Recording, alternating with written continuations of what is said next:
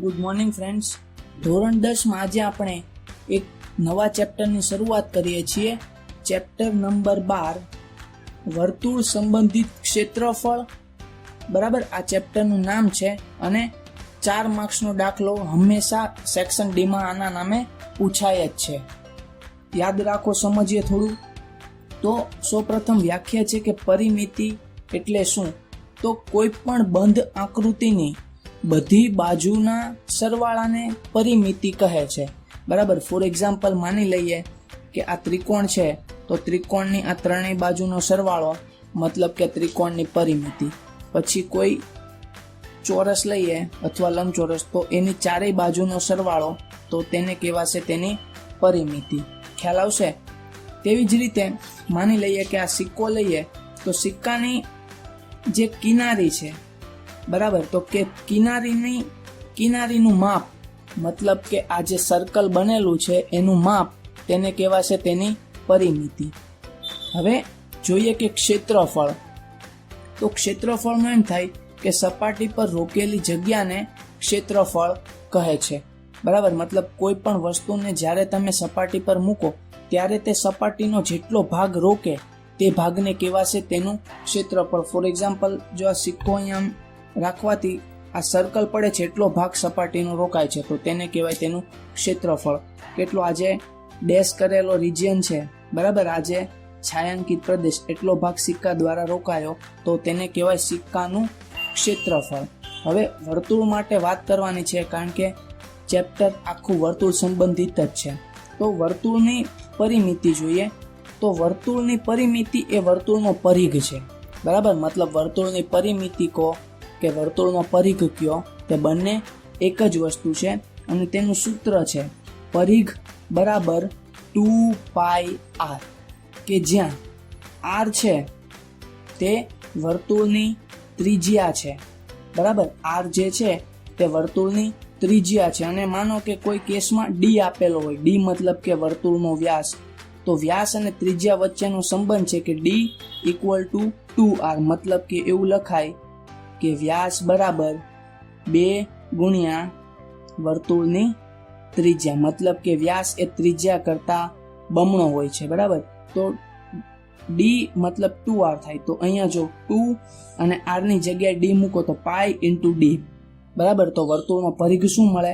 π × d મળશે. પણ અહીંયા એ વસ્તુ યાદ રાખવાની છે કે જે π છે એ અસમય સંખ્યા છે. બરાબર, મોટે ભાગે MCQ કે ખાલી જગ્યામાં પ્રશ્ન પૂછાતો હોય કે પાઈ કેવી સંખ્યા છે, તો પાઈ અસમય સંખ્યા છે અને એની આસન્ન મતલબ કે આશરે અથવા નજીકની કિંમત છે 3.14 અથવા તો 22/7.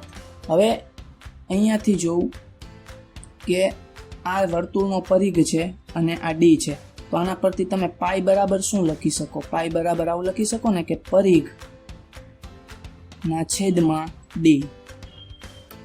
ખ્યાલ આવે? તો પાઈની કિંમત શું લખી શકાય કે વર્તુળનો પરિઘ અને d મતલબ વ્યાસ, મતલબ વર્તુળનો પરિઘના છેદમાં વ્યાસનો ગુણોત્તર અચળ રહે છે અને એ ગુણોત્તર શાનું મૂલ્ય આપે છે? તો પાઈનું મૂલ્ય આપે છે તેવું કહેવાય.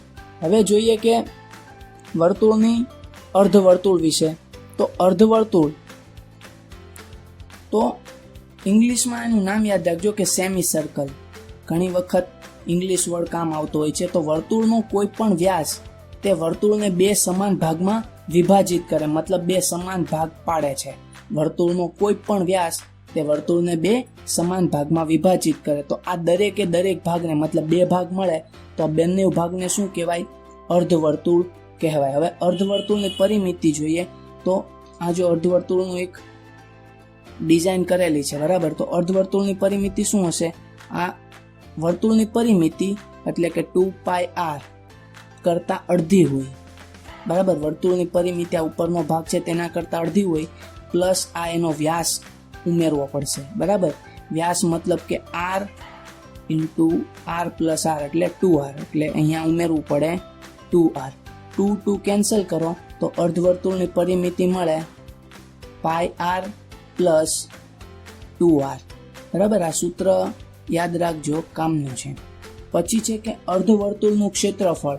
તો અર્ધવર્તુળનું ક્ષેત્રફળ તો વર્તુળના ક્ષેત્રફળ કરતાં અડધું હશે. તો વર્તુળનું ક્ષેત્રફળ છે પાઈ આર સ્ક્વેર, તો અર્ધવર્તુળનું તેના કરતાં અડધું હોય, મતલબ છેદમાં 2.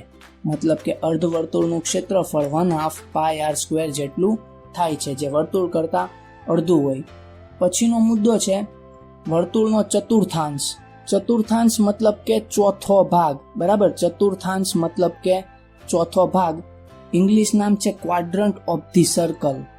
હવે વર્તુળના કોઈ પણ બે પરસ્પર લંબ હોય તેવા વ્યાસ દ્વારા, યાદ રાખજો, ગમે તેવા વ્યાસ નહીં, પરસ્પર લંબ હોય તેવા વ્યાસ દ્વારા વર્તુળનું 4 સમાન ભાગમાં વિભાજન થાય છે.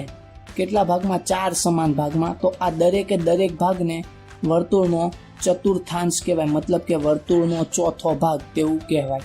હવે જોઈએ કે આ બે વ્યાસ છે જે પરસ્પર લંબ છે, તો દરેકે દરેક ભાગ, મતલબ આ પહેલો, બીજો, આ ત્રીજો અને આ ચોથો, 4 ભાગ છે તે કેવા છે? સરખા છે. અને કોઈ પણ ભાગનું ક્ષેત્રફળ લ્યો તો બી સરખું આવશે. અને આ દરેકે દરેક ભાગને શું કહેવાય? વર્તુળનો ચતુર્થાંશ. હવે પરિમિતિ મેળવવી હોય તો માની લઈએ કે આ પહેલા ભાગનો વર્તુળનો ચતુર્થાંશ છે, તેની પરિમિતિ મેળવે તો આટલો ભાગ કેટલો હશે?